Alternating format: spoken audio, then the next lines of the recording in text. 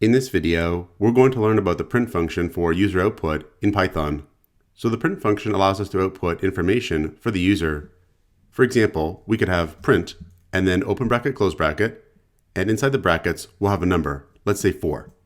Now if we save this and run our Python program, we're going to get 4 as output. So print is what's called a function. Print is often the first function that people learn in Python.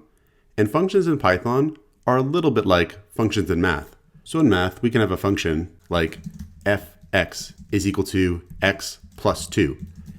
And if we give this function 2, the function is going to result in the value 4. And we can think of this function as doing some work for us. It's going to produce the value 4 when given 2. We could give the function other values, like 3, and then we would get the value 5 as a result. Python functions work in a similar way. Here, we're supplying the value 4 to the print function. We call 4 an argument, and we say that we're passing 4 to the print function. Here, we say that we're calling the print function. We're asking the print function to do some work for us. Now, 4 is what's called an integer, or an int. We can pass other types of values to print. So we could have print 2.5, and here we're passing what's called a floating point value, or a float to print. We can save this and run our program, and we'll get 4 and 2.5. We can also pass what are called strings to print. So we could have print, and we could have text. So a string is how we store text information in Python, and here we've created a string by enclosing the characters text inside of these quotes here. Now if we save this and run our program, we see that we get text here as output as well. We could also output a Boolean value. So Boolean values are the values true and false. So we could have print and false here, and this will output the Boolean value false. So we can save this and run our program, and we'll get false here. We can also supply the print function with multiple arguments. So for example, we could have print text1, comma, text2. So here we're passing 2 arguments to the print function, the strings text1 and text2. Print will output these strings separated by a space. So if we save this and run it, we'll get text1 and then a space and then text2. So we can also supply multiple arguments to the print function. So we could also have comma text3 here, and we can save this, and if we run our program, we'll get text1, text2, and text3. Now we can also pass variables to the print function. So if we had a couple variables, let's say first name is equal to Ali, and age is equal to 20. We could pass these variables to the print function, and the print function will output the value of these variables.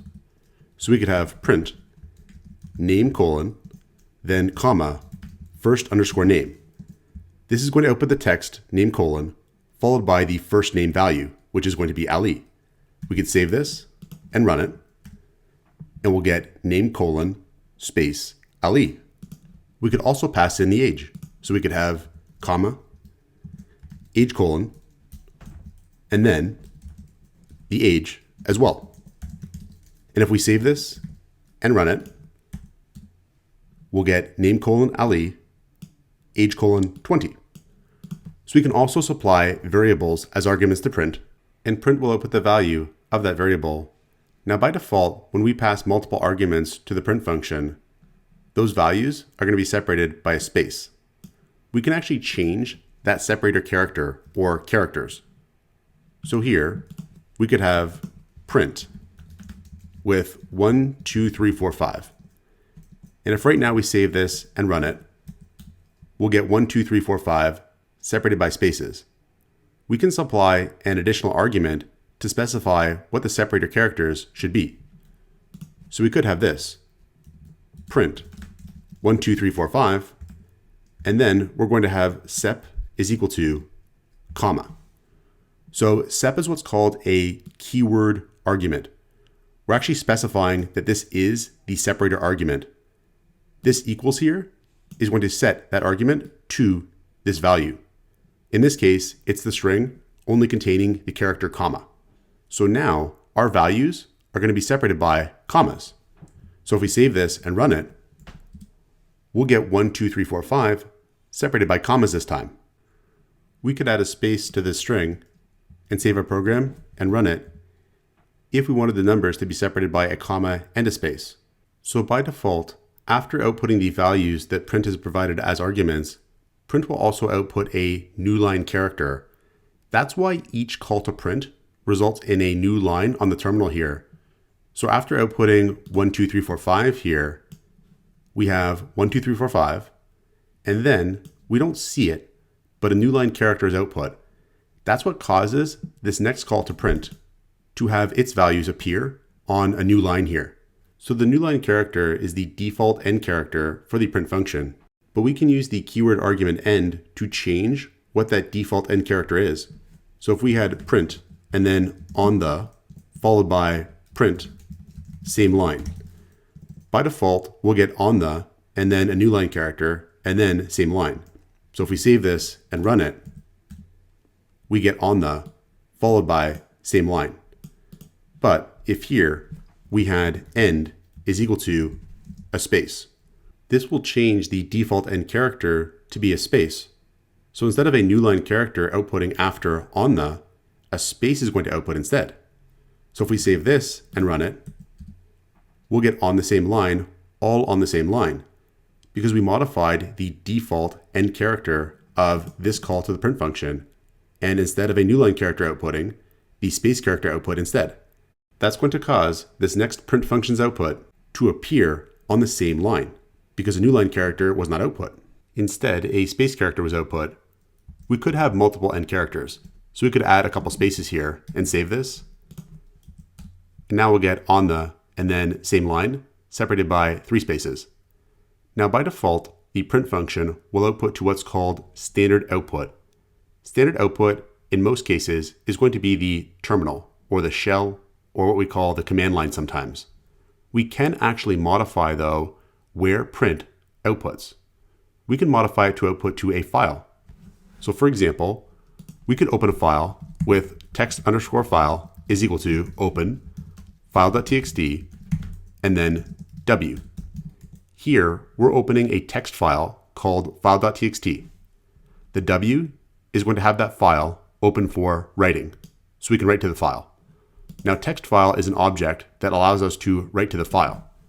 We can actually pass the text file object to print, and then print will output to the text file instead.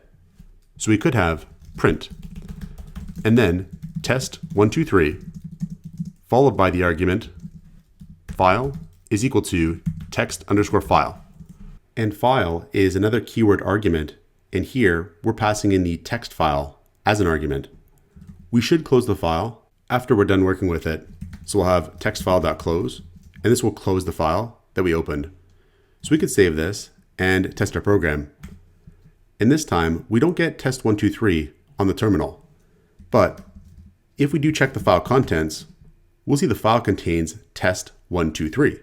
So we can use the file keyword argument to change the print function's default behavior and have it print to a file instead of standard output. I would say that this last example was a bit more advanced if you're just learning Python for the first time. I'll show you one more feature of the print function that is again a little bit more advanced. So if you're just learning Python, this is something to be aware of, but don't worry if it doesn't make complete sense yet. Technically, before the characters that print outputs are actually output on the terminal, they're first placed in a buffer that holds those characters. The characters are then output all at once when the buffer is flushed, which will happen when a new line character is output. If we change the end character to be something other than a new line, technically, the characters the print function will output will remain in the buffer. They'll be output on the next call to print, where we output a new line character. So if we have print and then output x followed by print, then y. Right now, both of these print functions are using the new line character as the default end character. So if we save this and run it, we'll get output x, then y. If we change this print function's default end character to the string, comma, space, what's going to happen now is that first, this text is going to be placed into the buffer, but it's not going to actually be output until this print function runs, because this print function is going to output the new line character that's going to cause the buffer to flush. So if we save this and run it, we're not going to really see the difference yet. We'll have output X, then Y on the same line, because we changed the end character to be this string of characters, comma, and space.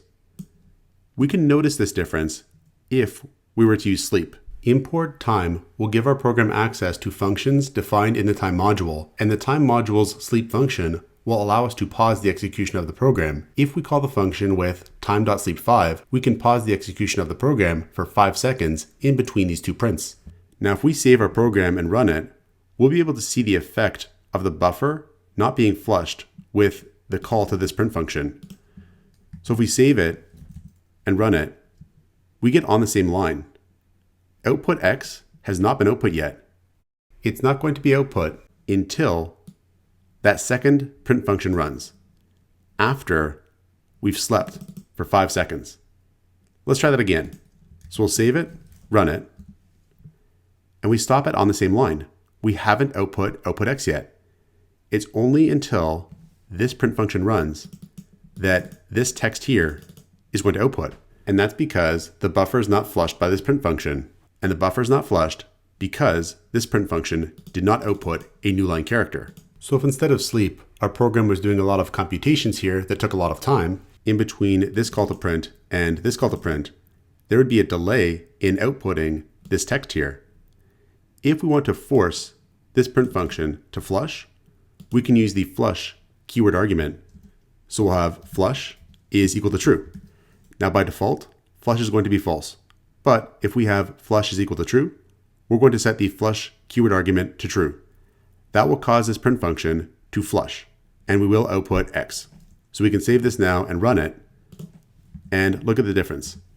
Now we get output X right away, followed by then Y 5 seconds later. So that's how we can use the flush keyword argument of the print function. And this is how we can use the print function in Python. Check out portfoliocourses.com, where we'll help you build a portfolio that will impress employers.